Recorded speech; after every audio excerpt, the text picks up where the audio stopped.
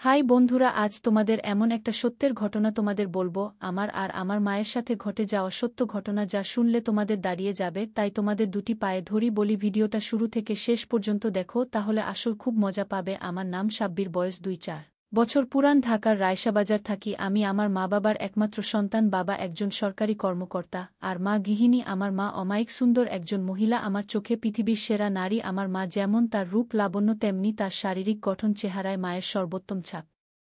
তবে আমার মা আমার বাবার মতো মানুষকে নয়, বরং আরও ভালো কাউকে ডিজার্ভ করে। আমার বাবা টাক মাথায় 5-5 বয়সী একজন লোক, যার ভুড়িওয়ালা পেট দেখতে বিদঘুটে বলা চলে। আমার মার মতো সুন্দরী ও বিশ্বসেরা নারী সে ডিজার্ভ করে না। যাই হোক, যেটা সত্যি তা তো পাল্টানো যাবে না। এবার আসি আমার পরিবারের সবচেয়ে বড় নিয়ে। আমার পরিবারে আমি মা বাবা বাদেও আরও একজন আছে, আর সে হলো আমার ছোট মা। আসলে এটাই সবচেয়ে মারাত্মক একটা বিষয় আমার পরিবারে। আমার বাবা দুটো বিয়ে করেছে। আমার মা হলো প্রথম স্ত্রী এবং ছোট মা দ্বিতীয়। এবং আরও অবাক করা বিষয় হলো, আমার ছোট মা আমার মার আপন বোন। সবাই হয়তো ভাববেন এটা কি করে সম্ভব, কিন্তু এটাই বাস্তবতা। আমার নানা নানি মারা যাবার পর মা ছোট মাকে নিজের কাছে নিয়ে আসে, কিন্তু কিছুদিন পরেই হঠাৎ বাবা একদিন মাকে বলে তার ছোট মাকে পছন্দ। তাজ্জবের বিষয় হলো, মা এক ফোঁটাও কষ্ট পায়নি কিংবা বাবাকে পাল্টা কিছু বলেওনি। উল্টো নিজেই ছোট মাকে তার সতীন করে নিয়েছে। এলাকা জুড়ে নাকি ব্যাপক চাঞ্চল্য সৃষ্টি হয়েছিল তখন। আমি তখন 3-4 বছরের শিশু। এখন আসি ছোট মার রূপে। দুই বোন, শুধু চেহারায় ভিন্ন, আর তাছাড়া সব একই রকম। শুধু মা লম্বায় 5 ফুট 6 ইঞ্চি আর ছোট মা 5 ফুট 5 ইঞ্চি 2 ইঞ্চি খাটো। তাছাড়া কেউ আলাদা করে পারবে না তাদের। এখন আসি, আমার তাদের প্রতি এত আগ্রহ কিভাবে এলো? ক্লাস 9-এ পড়া অবস্থায় হঠাৎ একদিন রাতে ঘুমানোর আগে মোবাইলে একটা ভিডিও এলো। ক্যাপশনে ছিল আপন ছেলের সাথে মা। আমি অবাক হয়ে ভিডিওটা দেখলাম, অজান্তেই নিজেকে ভিডিওর ছেলের জায়গায় আর মাকে সেই মায়ের জায়গা রেখে ভিডিওটা দেখতে দেখতে লাগলাম। ভিডিওর সাথে আমারও মাল ঝরল করে উঠল, বুকটা উঠে বসে ভাবতে লাগলাম, এসব কি ভাবছি আমি? ছি, কিন্তু কেন জানি না। সাথে সাথে অনলাইন সার্চ করলাম, যা ফলাফল এলো তা আমার কপাল খুলে দিল। বিদেশে নাকি মা ছেলেরা আনন্দ করে, আর আদিম যুগে এসবই ছিল স্বাভাবিক। এসব দেখে আমার তো চান কপাল। তখন রাত ছিল, ক্লান্ত ছিলাম বলে ঘুমিয়ে পড়ি। হঠাৎ রাতের স্বপ্নদোষে ঘুম ভাঙল। স্বপ্নে আমার একটা ভুল ভাঙল। আমার চান কপাল নয়, আমার চাঁদ তারা সবই আছে। আমার যে আরেকটা মাও আছে তা তো ভুলেই গেছিলাম। একসাথে দুটো মা ও ছোট মার কথা স্বপ্ন দেখে ঘুম ভেঙেছে সারা রাত, আর ঘুমাতে পারলাম না। সেদিন থেকেই মা ও ছোট মার প্রতি ভালোবাসার জন্ম। লুকিয়ে লুকিয়ে তাদের দেখতাম, কিন্তু জানি এসব বিদেশেই সম্ভব, বাংলাদেশে নয়। শুধু দেখেই শান্তি। আমি বললে তো আর বিদেশি মায়ের মতো আমার মা আমার সাথে আনন্দ করবে, তাই তাদের লুকিয়ে লুকিয়ে দেখে চলেছি। তো এরই মাঝে একদিন ভার্সিটি থেকে বাসায় এসে কি খাবার দিতে বলতে ছোট মার রুমে গেলাম। গিয়ে অপ্রস্তুত হয়ে পড়লাম। দুজনেই মার শাড়ি পরছিল। আমি অবাক হয়ে দাঁড়িয়ে গেলাম ছোট মার দিকে তাকিয়ে। যদিও এটাই আমার জন্য প্রাপ্ত ও চাহিদা, কিন্তু এভাবে সামনাসামনি দেখাটা স্বাভাবিক নয়। তাই নার্ভাস হয়ে গেছিলাম, কি করব বুঝতে পারছিলাম না। কিন্তু ছোটমার কাণ্ডে আমি একদম অবাক হয়ে গেলাম। সে সামান্য চমকালো না, বরং আমার দিকে মুচকি হেসে বলল, কি লাগবে বাবু? কোনো দরকার, এসো বসো। সে স্বাভাবিকভাবেই কোনো তড়িঘড়ি না করে ধীরে সুস্থে পড়ে নীল আমাকে দাঁড়িয়ে থাকতে দেখে এগিয়ে হাত বাড়িয়ে আমার হাত ধরে টেনে বিছানায় বসিয়ে বলল, কিছু লাগবে বাবু? কিছু বলছো না কেন? আমি আসলে আমার খিদে লেগেছে। ছোট মা ও আমি তো ভুলেই গেছিলাম। এসো এসো বাবু, বাবু তোমার খাবার রেডি আছে, এসো খেয়ে নাও। ছোট মার সাথে ডাইনিং টেবিলে গেলে আমায় তুলে খাওয়ালো সে। খাওয়া শেষে ছোট মা কইল, এবার গিয়ে রেস্ট নাও। আমি, মা কোথায়? ছোট মা, তোমার মা তার রুমে আছে, ঘুমাচ্ছে। তুমি ঘুমাও, উঠে দেখা করো। আমিও ঘুমাতে গেলাম। বিকেলে ঘুম থেকে উঠে মার রুমে যাচ্ছি, ছোট মার রুম পেরিয়ে মার রুম যাচ্ছি, এমন সময় শুনতে পেলাম মা ও ছোট মার চারিতা খিলখিল করে হাসছে দুজন মা। তারপর কি হলো? ছোট মা দেখার মতো ছিল, বুবু হা করে তাকিয়ে আছে, কি করবে বুঝতে পারছে না। পরে আমি সামলে নিলাম, এমন ভাব করলাম যেন কিছুই হয়নি। মা আমার বোকা বাবুটা বোকাই রয়ে গেল। মাকে দেখে কেউ এমন চমকে যায়? ছোটবেলায় তো কত দৃশ্য দেখেছে ছোট মা, এখন কি আর ছোট আছে? বুবু আমাদের বাবা আব্বু কিন্তু সেরকম পুরুষ। মা হ্যারে ঠিকই বলেছিস, কিন্তু আমার বড্ড ভয় হয় রে। ছোট মা কেন ভয় কিসের মা? এই বয়সের ছেলেরা নিজের ক্ষতি করে বসে, আর কোনো বাহিরের মেয়ের পাল্লায় পড়লে তো সব শেষ। ছোট মা, কি করা যায় বলতো? মা একটা বিষয় ভাবছি। কয়েক মুহূর্ত নীরবতা, এরপর হঠাৎ বলতে শুরু, ছোট মা পারবো না কেন? আমাদের বুকের মানিক এভাবে শেষ হতে দিব না, ওর একটা ভবিষ্যৎ আছে। মা হ্যাঁ, যেভাবেই হোক নিজেদের কথা ভাবলে চলবে না ছোট মা। ওর জীবন সুন্দর করতে হলে জীবন ত্যাগ দিব। তুমি কিচ্ছু ভেবো না, আমাদের বাবুর জীবন সুন্দর করবই আমরা। আমি তাদের কথায় আগাগোড়া কিছুই বুঝলাম না। প্রথমে আমায় নিয়েই কথা বলছি, সকালের কাণ্ডে, কিন্তু পরে কি বিষয় আমাকে জড়িয়ে দিল বুঝলাম না। আমার জীবন কি সুন্দর করবে মাথায় ঢুকল না। আমি আর ওই রুমে ঢুকলাম না। নিজের রুমে গিয়ে চিন্তা করতে করতে অস্থির। অনেকক্ষণ পরে রুমে হঠাৎ মা এলো। আমায় খাটে বসে চিন্তিত দেখে বল, কি হয়েছে বাবু, মন মরা হয়ে বসে আছিস কেন? আমি এমনি মা, না তো এমনি। আমার বাবুটা মন খারাপ করে থাকবে কেন, দেখি কি হয়েছে বলতো আমায়। এমন সময় ছোট মা ঘরে ঢুকে বলল, আমাদের বাবু বড় হয়ে গেছে, এখন আর মাদের কিছু বলার প্রয়োজন মনে করে না। আমি না ছোট মা, কি বলো এসব? ছোট মা, ছোট সময় থেকে পালতেছি, তোমাকে এখনও শিখাতে হবে। কি হয়েছে বলো? আমি আসলে সকালের বিশেষটার জন্য আমি সরি ছোট মা, আমার নক করে ঢোকা উচিত ছিল।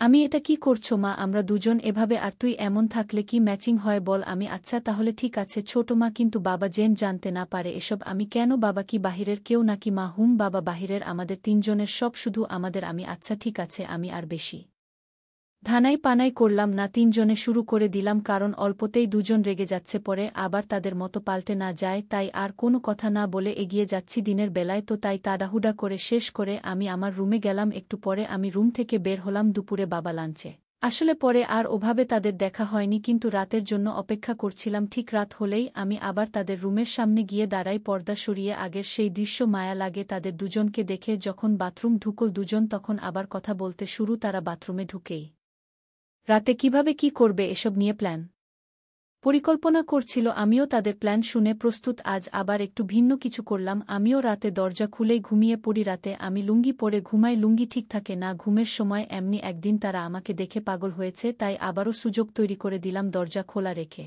ঘুম। আর আমি নিশ্চিত আমার ঘুমের সময় তারা আমায় দেখেছে। যাই হোক, সকালে উঠতে দেরি হলো। আবারও উঠে দেখি 10টা বাজে। উঠে কিচেনের শব্দ শুনে গিয়ে দেখি মা রান্না করছে বিরিয়ানি। পিছন থেকে জড়িয়ে ধরলাম মাকে। মার পরনে ছিল হলুদ রঙের শাড়ি। চমকালো না অবশ্য, কারণ জানে আমি ছাড়া আর কেউ জড়িয়ে ধরে না। মাও আমার হাতের উপর হাত চেপে বলল, ঘুম ভেঙেছে নবাব? আমি আজও ক্লাসটা মিস হলো, ডাক দাওনি কেন মা? আরে এখনও কি কিন্ডারগার্ডেনে পড়িস নাকি পাগল? এই বৃষ্টিতে প্রতিদিন যাওয়ার কি দরকার? মায়ের সাথে ভালো লাগে না নাকি? আমি ভালো লাগে তো, এই বলে আমি মার কাছে থেকে চলে গেলাম। ছোট মার রুমে গিয়ে আবারও দেখি ছোট মা সাজুগুজু করছে আর আয়নার সামনে দাঁড়িয়ে নিজেকে দেখছে। আমি গিয়ে দাঁড়াতে বলল, এসো বাবা কিছু বলবে? এখন আর ভনিতা করি না। আমি স্বাভাবিক হয়েই কাছে গিয়ে বললাম, ওয়াও ছোট মা, খুব সুন্দর লাগছে। ছোট মা ঝট করে কৌতূহলী দৃষ্টিতে তাকিয়ে বলল, তাই নাকি? আমি হ্যাঁ, এগুলোতে খুব ভালো মানা ছোট মা। তাহলে তো আজ থেকে আমার বাবুর পছন্দমতো পড়তে হবে। আমি না না, তোমাদের পছন্দমতো পড়বে। আমার পছন্দমতো কেন পড়বে ছোট মা? তুমিই তো দেখবে, নইলে কার পছন্দমতো পড়ব বলো? আমি তাও ঠিক। ছোট মা মুচকি হেসে আমার দিকে ঝুঁকে এসে বলল, তোমার মা তোমায় ভীষণ ভালোবাসে বাবু। কেন এত ভয়? মাকে যাও গিয়ে জিজ্ঞেস করো সে কেমন ভালোবাসে। আমি ওখান থেকে এসে মার পাশে দাঁড়াই। মা ডাইনিং টেবিলে খাবার, কিন্তু আমার সাথে কোনো কথা বলছে না। আমি মনমরা হয়ে রইলাম সারাটা দিন। সেদিন রাতে কখন যে তারা বের হয়ে বাথরুম গেছে বলতেই পারি না। হঠাৎ মনে পড়লে বাথরুমের কাছে গিয়ে শুনি আজ কোনো কথা বলছে না। এসব বিষয়ে আবারও হতাশ হলাম। সে রাত 5 কেটে গেল। পরদিন সকালে ঘুম থেকে তাড়াতাড়ি উঠে কলেজ গেলাম। সেরকম কথা বললাম না তাদের সাথে। কলেজ থেকে ভিজে কাক হয়ে বাসায় ফিরতেই দুজন মিলে আমায় তোয়ালে দিয়ে জড়িয়ে ধরেছে। মা দেখ কি করেছিস, ছাতা নিসনি কেন? আমি ভুলে গেছিলাম মা। ভুলে যাবি না তো কি হবে? মনে উল্টাপাল্টা চিন্তা থাকলে ভুলবি না। আমি মার দিকে জিজ্ঞাসু দৃষ্টিতে তাকালে মা বলল, তুই বড্ড বোকা আমার বাবু। আমি মানে ছোট মা, আগে ফ্রেশ হয়ে এসো, খেয়ে দে, পরে সব হবে। আমি আসতে যাব। এমন সময় মা আমার হাত ধরে থামিয়ে বলল, শার্ট প্যান্ট ছেড়ে যা, ধুয়ে শুকাতে দিব। আমি ছট করে নিজের রুমে গিয়ে গোসল করে ডাইনিং এ আসি। মা আমায় খাইয়ে দিল, কোনো কথা বলল না। তখন আমি, ছোট মা কোথায়? মা কাজ করছে, তুই খেয়ে নে। তারপর ছোট মা খেয়ে মা আমায় হঠাৎ চোখে হাত বেঁধে বলল, চোখ খুলিস না, সারপ্রাইজ আছে তোর জন্য। আমাকে চোখে ধরে ছোট মার রুমে নিয়ে গেল। চোখ থেকে হাত সরাতেই আমি ঝটকা খেলাম। আমার সামনে দুজন দাঁড়ানো। কাহিনী হয়েছে অন্যরকম। রুমের দুই পাশে দুটো স্ট্যান্ড লাইট। আমি তো খুশিতে আধখানা। এই লাইট ছবি তোলার জন্য, এর মানে মা ও ছোট মার ছবি সোশ্যাল মিডিয়ায় দেখতে পাবো, তারাও ছবি তুলবে। দুজনের দিকে অবাক হয়ে তাকাতেই দুজন বলল, তোর ইচ্ছা বললেই হতো। আমি, সত্যি তোমরা মডেলিং করবে? ছোট মা, হ্যাঁ বাবা হ্যাঁ। ছোট মা, কিন্তু তোমার এত শখ কেন আমাদের দিয়ে মডেলিং করানোর? আমি তোমরা আমার দেখা পৃথিবীর সর্বশ্রেষ্ঠ নারী। এত সুন্দর ও লাবণ্যময় কেউ হতে পারে না। তোমাদের সন্তান হওয়া 7 জন্মের ভাগ্যের। আর এই সৌন্দর্যরূপ কেউ জানবে না, তা হতে পারে না। আমি চাই আমার মায়েরা কত সুন্দর সবাই জানুক। মা বলল, তাহলে তাই হবে। আমি, কিন্তু আজ তোমরা হঠাৎ রাজি হলে কিভাবে ছোট মা? আমরা কারো সামনে যাব? তোমায়কে বলল। আমি, নয়তো হাওয়ায় ছবি তুলবে নাকি? মা হ্যাঁ, হাওয়ায় তুলবে। আমাদের বাসায় হাওয়া থাকতে কেন বাহিরের লোকের সামনে যাবে? আমি এবার ধাক্কা খেলাম। তার মানে আমাকে দিয়ে দুজন এত প্ল্যান করেছে? খুশিতে চোখ ভরে আসো। আমি এই বিশ্বাসটা কখনো ভাবিওনি কাল এত করে দিচ্ছিল যে বাহিরের কারো সামনে লজ্জা করে তার মানে আমায় বিয়ে করাবে। আমার ভীষণ আফসোস হলো যে কাল তাদের কথা বুঝিনি। আমায় দিয়ে ছবি তোলাবে তোমরা, মা নয়তো কি তোর বাবাকে ডাকবো এগুলো করতে। আমি কিন্তু বাবা তোর রাগ করবে এসব দেখে। মা বললাম তো তোর বাবাকে সামলানোর টোটকা আমার কাছে আছে, তুই শুধু খুশি থাক। আচ্ছা ছোট মা, আচ্ছা কি দিয়ে কি করব তা তো বলুন ডিরেক্টর সাহেব। আমি তো আগে কখনো এসব করিনি, কিভাবে কি করব। দুজনেই হেসে কুল কিনারা পায় না আমার কথায়। মা এই নাকি তোর এত শখ, কিছুই পারিস না, আবার ভাব কত আমি এমন কেন করছো।